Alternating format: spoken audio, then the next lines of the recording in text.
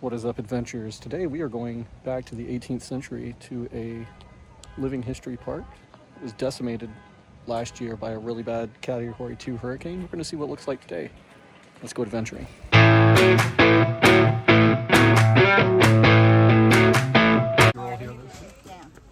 Marley, go down. Okay, there we go. Watch out.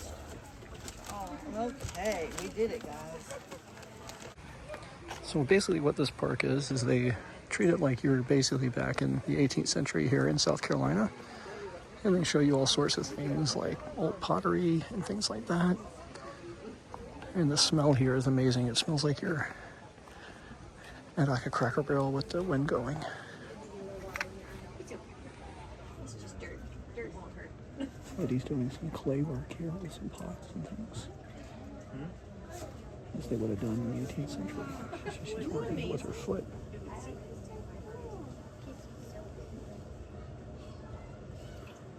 Did you make all of these here? Mm-hmm.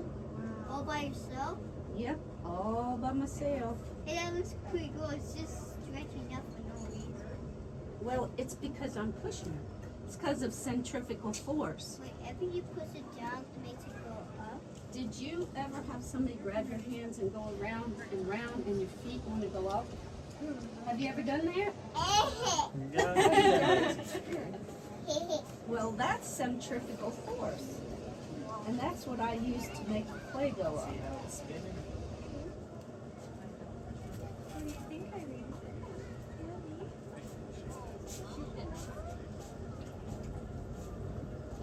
Making red. Mm-hmm. That's clay. Making red is making all the colors. It's in a special type of dirt. Yeah, you see the bricks on the ground? This is also clay. I'm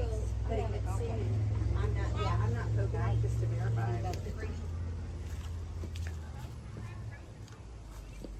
All right, so it's starting to smell like coffee. So we're coming up now on a French pastry and dessert house. And again, everything here is set up the way it was in the 18th century. Let's go take a look.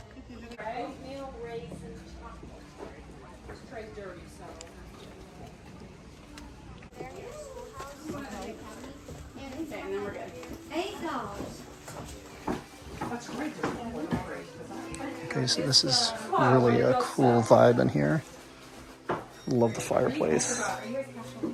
No. Would you rather I would take card? Okay, take card as well.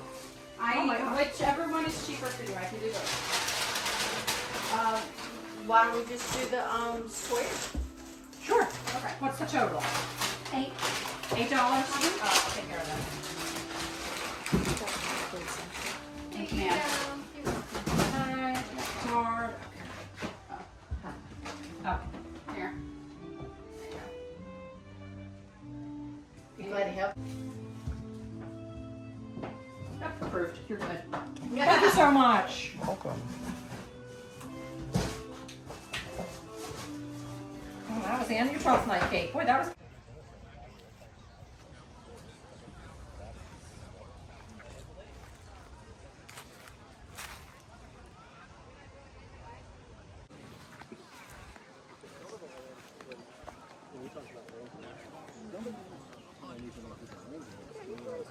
Oh, you want to settle here? Well, that'll cost you.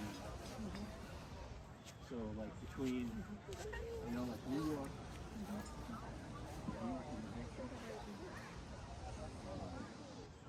They both claim the same, at times the same land. And so the governor of New York was selling land that was like New Hampshire said was theirs. Okay, and it was a big deal.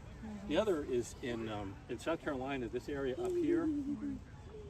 So here's the blacksmith shop. When it gets to that temperature, we hit it on a magnet, and it doesn't catch on a magnet. We know that's the proper temperature for that particular piece of steel. Okay?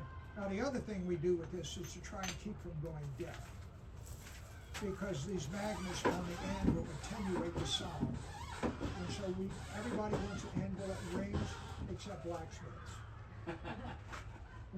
You notice we put them down with bars, we cut them with chains.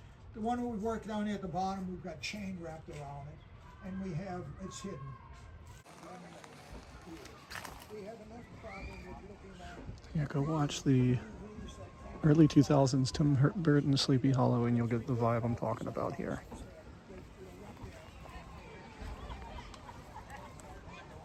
Right here, there used to be a place where they sold like snacks and hot dogs and things. Unfortunately, the hurricane took it. And you can see over there where they kept logs for burning fires and things, what's left of some of the stuff that got destroyed. And they're trying to bring it back. There's the stocks.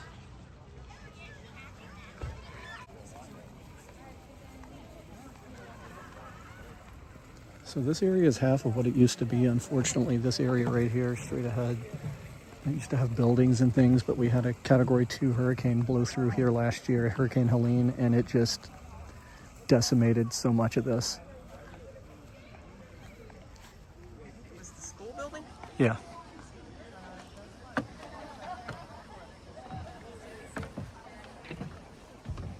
This reminds me of,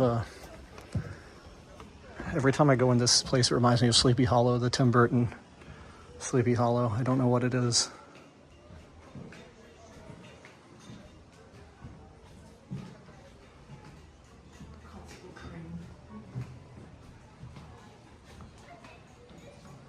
And I think they do actually do church in here on the weekend that they have the fair.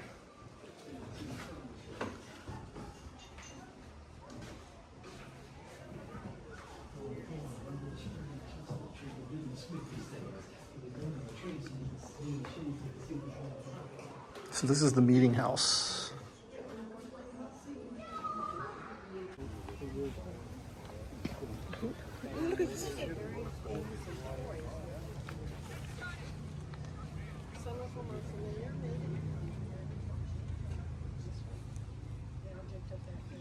You just throw the rope over the 18th century toys here.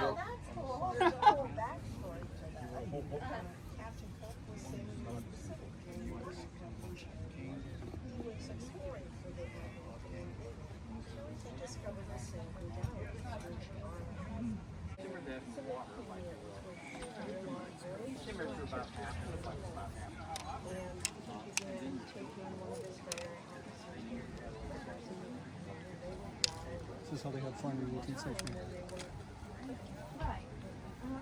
We had them here as a kind of a brownie. So we. But is that in the same time Well, frame? those forks are kind of interesting. In the 18th century, they're not using forks for. Yeah, we've had experiments with walnut. Now, like most period inks, this will settle out. So before you use this, you have to shake it up. Okay. The iron-based inks. Where did So sometimes the is while insects you will get cut it. underneath them and And open then you use a spoon or the tip of your knife.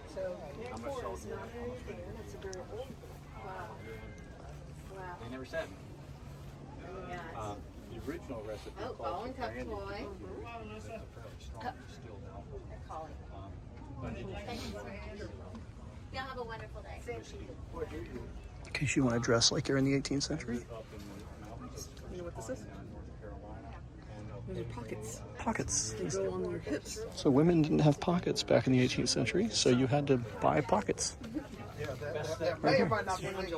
Best thing you can do with that is That's the reason why this is closed on the side like that, so you could reach in and you'd reach into your pocket, and that's where your money was. There you go.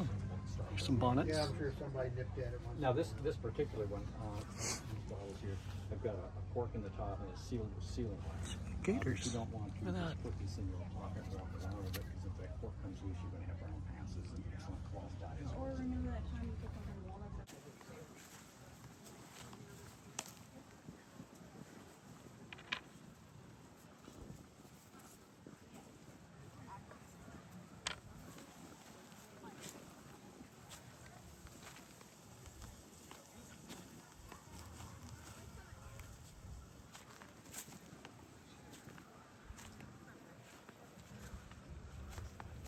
How you doing? Hey, fine, thanks.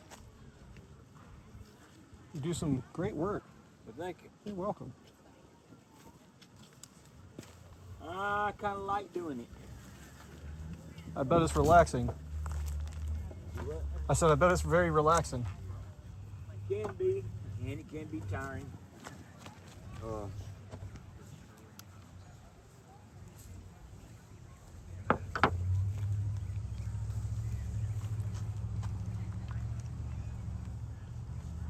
You doing the woodwork, or you just? Well, I'm doing some video. Go ahead and do your thing.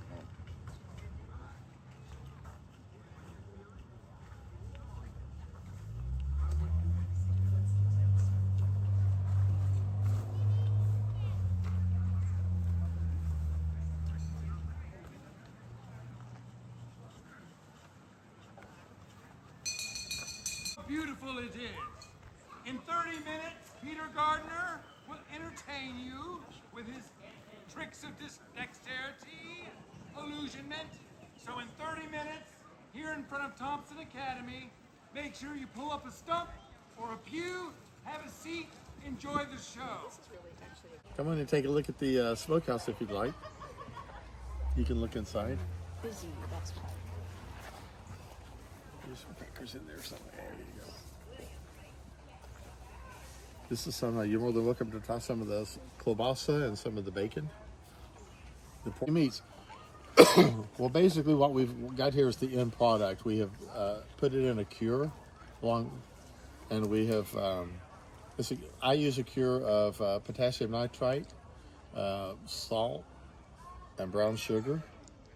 And we have put it in the cure for about 12 to 14 days. And then I have smoked it, slowly brought it up to 155 degrees so that it's what we call hot smoked. So that this is safe to eat like a cold cut. That's how we can slice this off. Same way with the sausage. We've gotten a light smoke on the outside of it. Mm-hmm. In our time period, this is how we ate. Today, they call it charcuterie and charge you more for it. So this is how we would eat in our time period. Now, we bring it up slowly because we do not want to render the fat out of it. We want to keep the fat in it. In fact, some of the fat in this, the French would actually call like a lardon or a lardon. It's a seasoned fat, so you can actually eat the fat, and it tastes not fat-like, but like it has actually a buttery texture to it. So this is the room where they smoke the meats. This is the smokehouse, and again, no refrigeration in the 18th century, so you had to cook your meats by curing them. And it doesn't have a chimney on it. The smell in this place is amazing. Take a look at it. And I like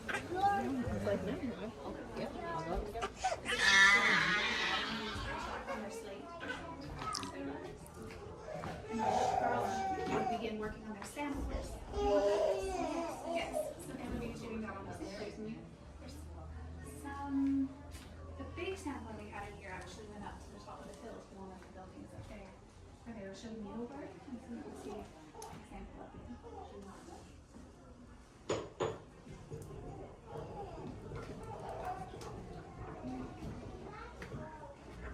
So they stay here for dinner? Well, we live here right now So because the schoolmaster had to leave to go work with the militia. So we're not having school right now, so we moved in because our house got yes, our house got messed up in the war, so we're staying here till the school resumes. Yes.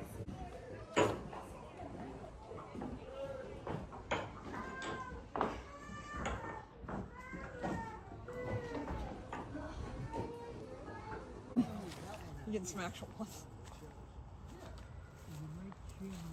This is the local hunter, and his job would have been to go around and get skins for clothing and blankets. Because this is also see, I can put washers here, you know, to keep it here, because then it'll straighten this up a little bit more. Mm-hmm. So then that can be brought in and tightened a little bit more, because that's as tight as it'll go. Yeah. The threads only go so far. So it's, and part of that is I did have to, whenever I redid it, I did have to shift the wheel back that way a little bit. Mm-hmm.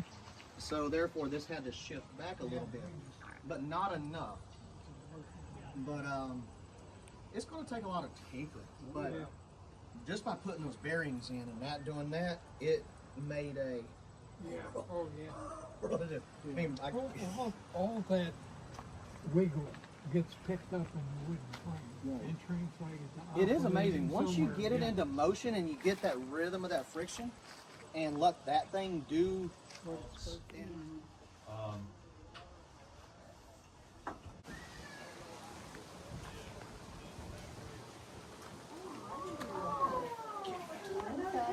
Deer skin. I have to look this up again, but a couple other guys that knew about this stuff were saying that, were agreeing with me, that the price of one bear skin is about 4 deer skin. So $400 some for bear skin. Which is why if you watch the movies, the chief frequently was the one, and the elders were the one with the bear skins. And if you were given a bear skin rug, keep yourself warm, it was a big deal gift. Even if it was the fact that you killed the bear, it was a big deal that you killed the bear. 2 beaver skins make a buck. 4 raccoons make a beaver. These guys are taking a little break over here, a little siesta.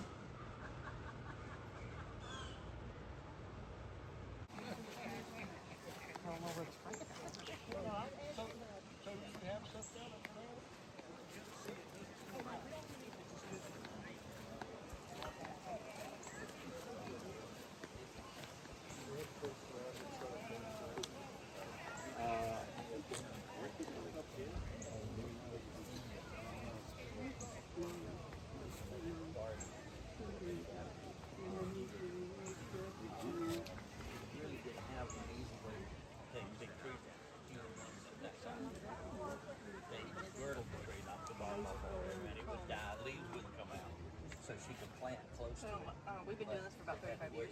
Yeah. And all that time, my mom has made ours clothes. Mia has made these outfits. So these are all secondhand, except for this brown. And the one, or the Spanish one that's in your hand. Yes, the one that's in your right hand. Those are brand new.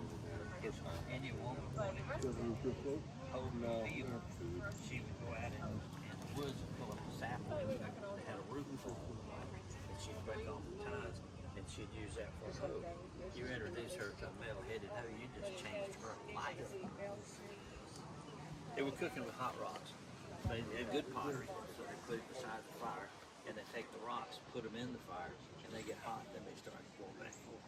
And it'll cook, but it's nothing like taking one of those kettles and setting it on the fire. In 20 minutes, you got a roaring stew. So it was just those kind of things that just changed the way people live. They were using bear and buffalo road. So this particular building is new since the last time I came. This one, though, took some really bad damage from the hurricane. You can't see it, but this side of the roof over here on this end has a gaping hole in it, and this is all volunteer. This is a 501c3, so everything here is done on a volunteer basis. They rely on repairs and everything else to be done by volunteers, so it's probably going to be a while before this gets repaired, but when they have the doors open and everything, it's really nice in there. It's all exposed wood and really neat. And this is no boast. Much in appearance, nothing of substance. But before you experience so great a glory, allow me to tell you my story. Know then, friends, that I am Peter Gardner of Sussex, England. Those of you who are well-traveled may have witnessed my performances in the colonies of Maryland and Virginia in the years before the recent war. Yes? Anyone? Perhaps one of my puppetry plays, Dick Whittington and his cat? Bateman and his ghost? See that one? The siege and capture of Havana, complete with fireworks. No. Don't want to miss that one. In fact, it would not surprise me. Hello. That's why. Sorry, I'm sorry. Making friends. Making friends. It would not surprise me to discover that many of you are witnessing conjuring performances for the very first time. Conjurers, actors, and other idle persons were virtually prohibited in the American colonies, beginning in 1607 with the the founding of Jamestown, Virginia, and continuing until just a few decades ago in the 1760s. Indeed, I am told that when a Massachusetts tavern owner in 1690 announced that a conjurer would perform tricks at his establishment, an angry mob showed up, and the entire performance had to be cancelled. Apparently, they all said the 90th psalm and went home. As a result, America remains a land of rich opportunity for Englishmen like myself and Europeans schooled in the magical arts. And so that you do not think me unskilled, I could turn a mountain into flat earth, turn Arabia into Germany, Germany into Turkey, France and Spain into the Barbary Coast. If I wished to, I could make it so that women wear beards. And if a little angered, so that a coward wears a wimple. But not you, sir. Keep your shirt on. But why am I continuing in this vein if you're not going to see any of these things? And believe me when I tell you, you're not going to see any of those things. It is because what you will see is worthy of a broad beam. And so, my friends, we begin today where conjuring itself began thousands of years ago, in the sands of Egypt, with the mystery of the cups and the balls. The conjurer fame for cup and ball, play sleight of hand and feasible. Certainty of sense in vain, philosophers all maintain. This man your sharpest wit defies, he cheats your watchful ears and eyes. Apprentice well your pockets fence, and yet he steals your master's pence. There are many persons who meddle with the play of the cups and balls, and yet know nothing at all about it. Even I, who now play here before you, pretend to know but little. These are the cups that answer to my purpose. They are made of such metal as alchemists once attributed to Venus, or to speak more plainly, they're made of copper. Note how readily they appear to pass through one another, although their bottoms are quite firm, not unlike my own. Thank you. And this is Little Jacob's Rod, the magazine from whence I get my balls. Yes. There is not a storehouse in Amsterdam or London more well stocked. The more you withdraw, the more remains, and each goes under a cup. Henceforth, all my science consists in deceiving the eye and passing the balls into and out of the cups without your perceiving how it is done. Bade, Gubeo, Bade Courageous.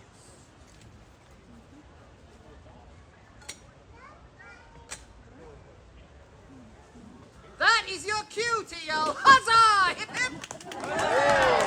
I say hip hip, you say huzzah. Hip hip! Huzzah! Thank you, my friends. Do not restrain yourselves. The louder you yell, the more they pay. Thank you.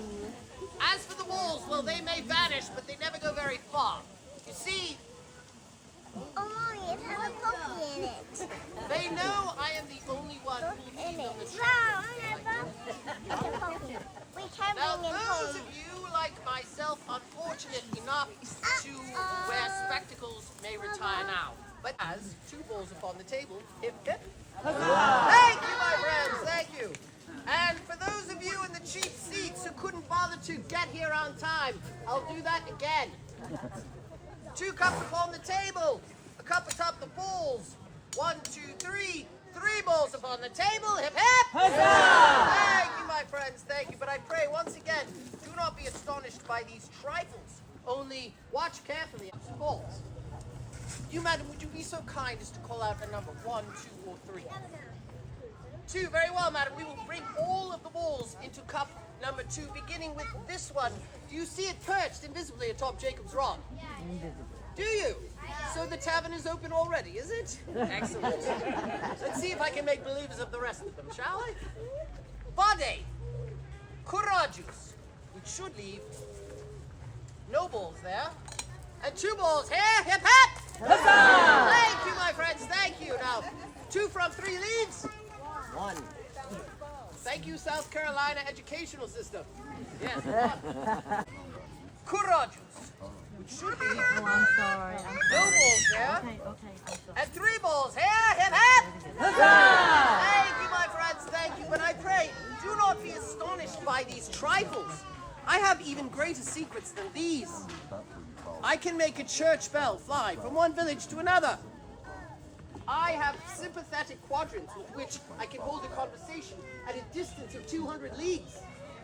I have a flying chariot that will transport me all the way to Rome in only 3 days.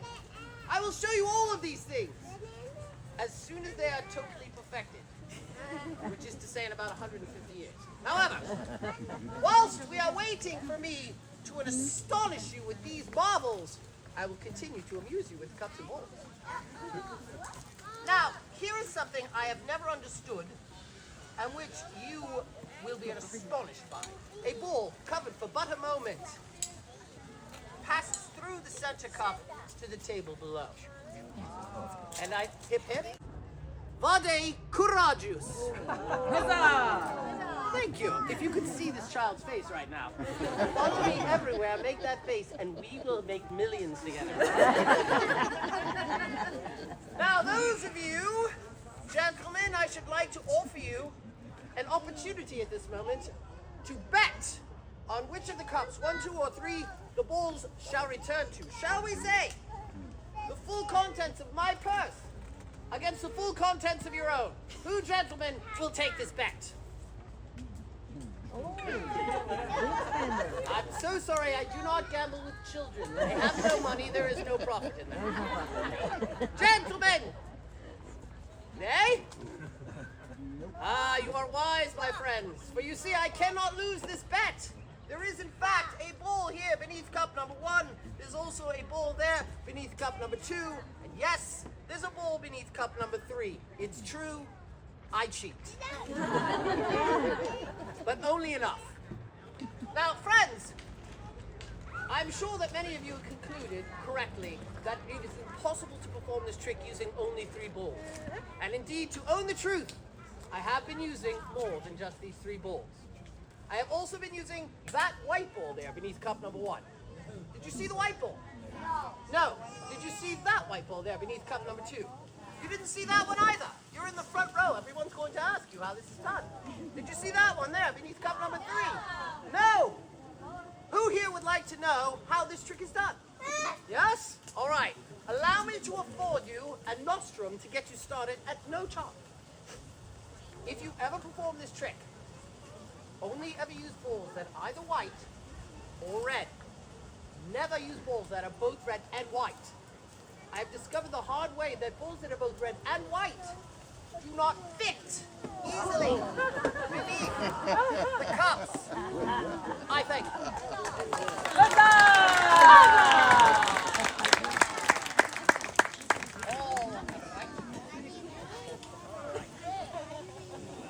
Friends, rejoice that you live in an enlightened part of the world, where liberty extends her choicest blessings and ancient superstitions are reviled. In many places of the world, ancient superstitions are still very much alive. Perhaps no place more so than in Ireland, where the locals believe that once a year on the 31st of October, which is coming up, the veil between the world of the living and that of the dead is lifted. And the spirits of the dead walk among the living on the day they call All Hallows Eve, or Halloween. That's how I find out who the Irishmen are, right? Yes, Halloween. Now, much of the magic and superstition that comes to us from Ireland is associated with Halloween, 90% of which was generated and developed by young ladies, unmarried, desirous of a husband. For example, on Halloween night, a young unmarried lady would take a ball of yarn to a darkened barn. She would grasp the end of the yarn at precisely midnight, fling it into the barn.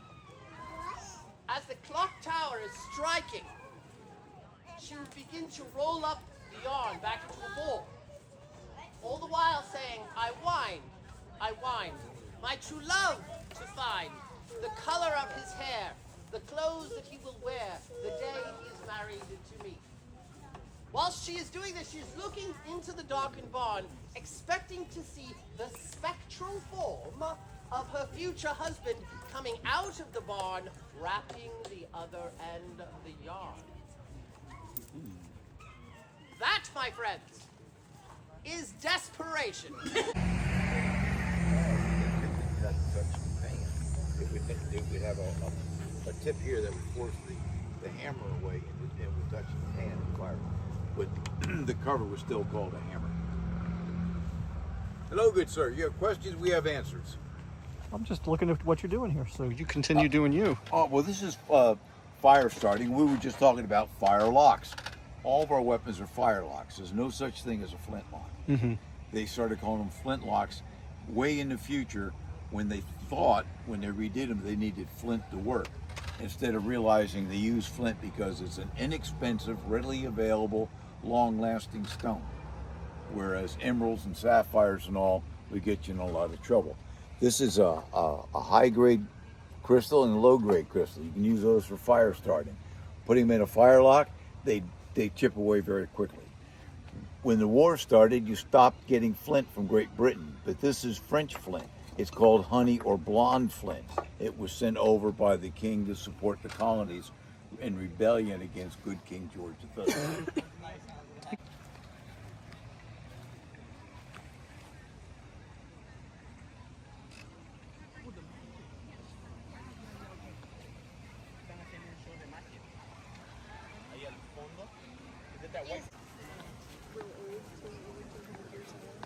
They've kind of made a revival, so.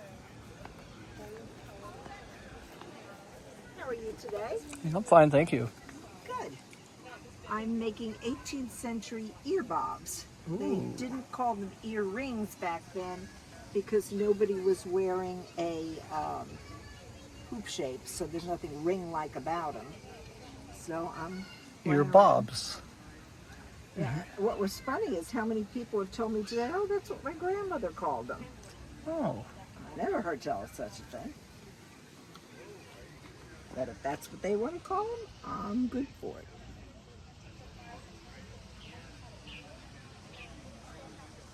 So earrings are not overly difficult to make. Mm-hmm.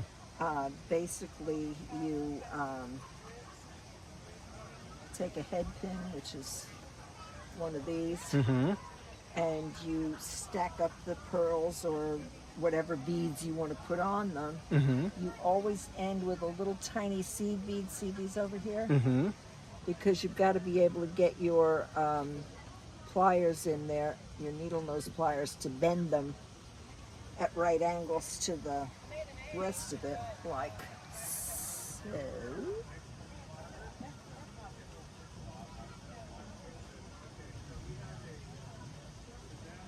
And when you do that, I find it easier to cut them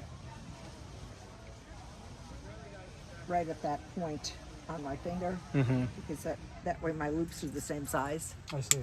Oh, sorry. It's okay. Need to- No worries. And then you just roll this back to make a loop.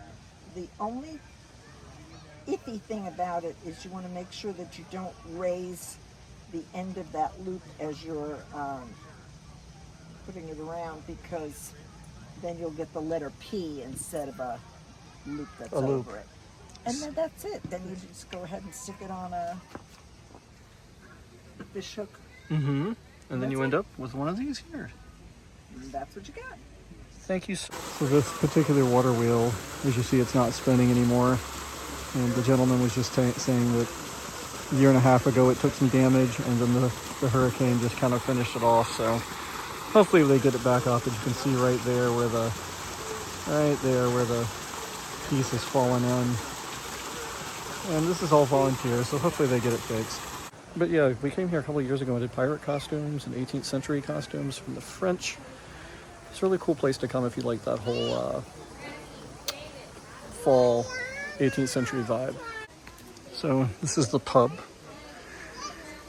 And they've got rat catcher things up and all sorts of other edicts and announcements informing the public of different things.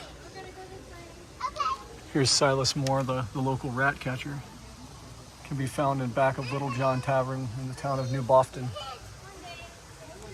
And here's King George's army looking for soldiers. I a spinning wheel decided to get happy and move. It's very sensitive to the humidity. Oh, I see. Yeah, and I couldn't tell whether the spinner was tired or the wheel was tired. Okay. Spinning just, all it adds is twist. I see. And it goes from fluffy to strong. Mm-hmm. And once I get 2 of these bobbins spun, Mm-hmm. and you see I'm spinning clockwise, Right. then I'll run 2 threads through and spin backwards. And then I will have yarn that I can knit with. Perfect. It's a very long process. Oh, I bet. But this is some that I have spun. This is alpaca. Feel how soft it is. Oh, yeah. Really soft. A lot of people who can't wear wool can wear alpaca. I see. The wool has, if you look at wool under a microscope, the fibers have little scales. Mhm. It makes it easy to spin because they all hook up. Mhm. But it's what's itchy. Yeah. But this doesn't have it. But it has Yeah. fibers that are this long. And I know they didn't have alpacas back in the day.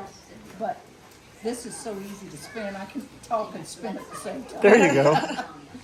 Go say hello to the chicken. Her name is Cherry. Hey, Cherry.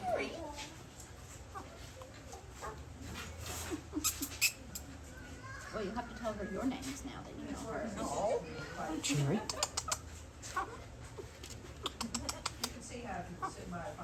She's talking back. How you can just calm down and say, what do you want to go over to or something?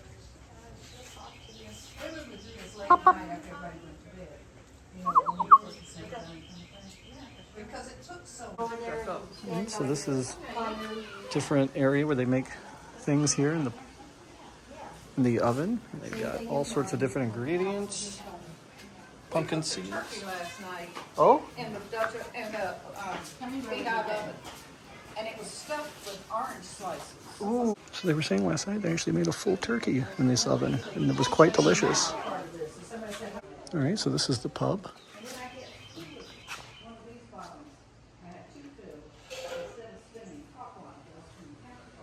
That's the keeping room.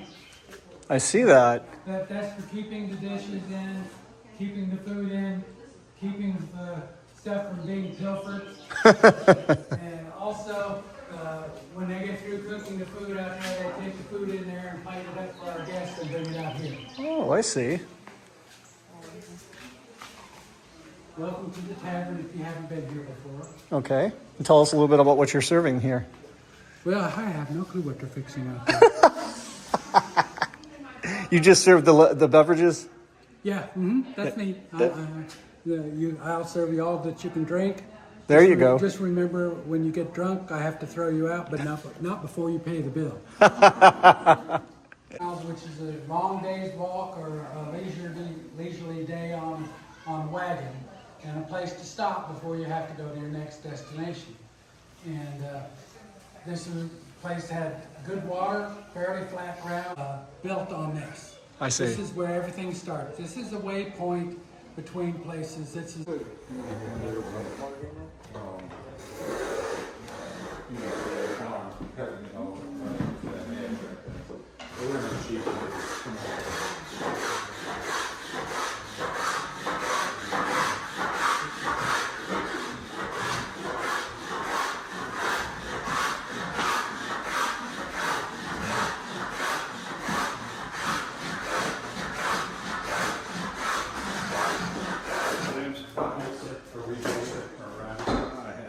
Side of this, you wanted to hide the back, but you wanted the house clean. So on the side where you could see the back, but you wanted to have the back on. I had to just realizing how amazing the planes are. So you want to make some mold? Yeah. How are you? We're going to do the same thing. We're going to do kind of the same thing.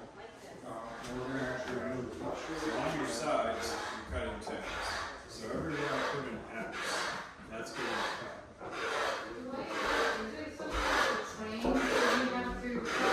Have to put the X. It's nice. People like me that with it and still Actually, I'll show you that in just a minute. Is that particular line being diagonal? Is that what allows you to kind of bend it into the inside of the? We're going to do is set up a board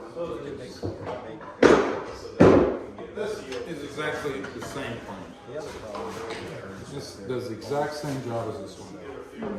But this one has a fence on. It's really meant for writing and not so much for drawing. You think you can put your name on there? Would you like to try writing with the quill? Sure. Mess, yeah. Yeah. Welcome my life. Oh, wait, he just left a big. So try.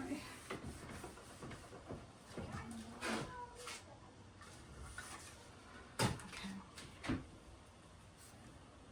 And smaller letters tend better with larger ones.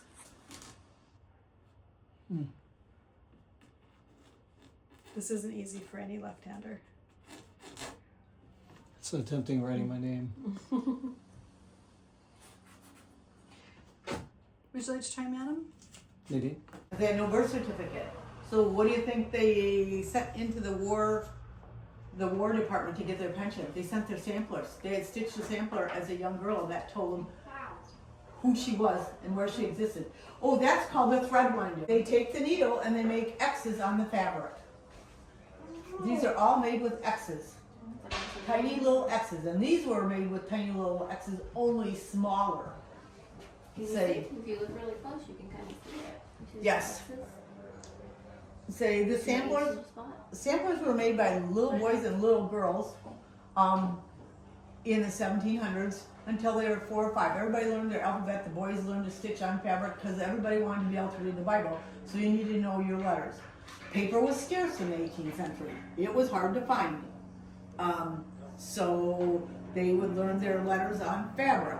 And they called it the marking stitch. We call it the cross stitch today. You might hear neighbors or friends talk about, oh, I'm doing a little cross stitch. Well, that was the same thing as, same stitches they did in the 18th century.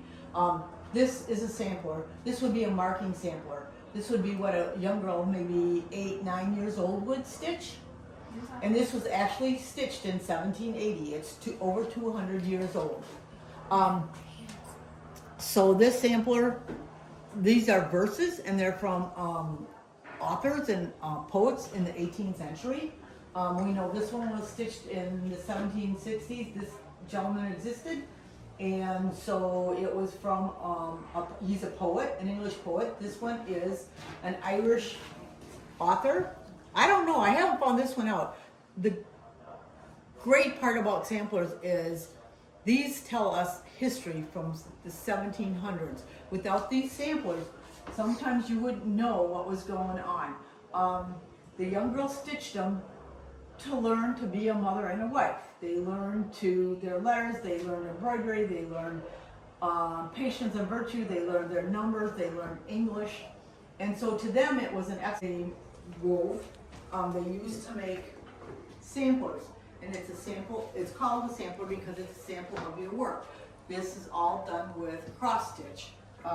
In cross stitch, you don't. Well, that's going to do it for today's video from the Living History Park here in North Augusta, South Carolina. It's an 18th century Living History Park, and I'm going to include a donation link in the description of the video. They are in desperate need of donations after the hurricane to rebuild and fix a lot of the facilities that just really took a hard hit when all the trees came down from Helene last year.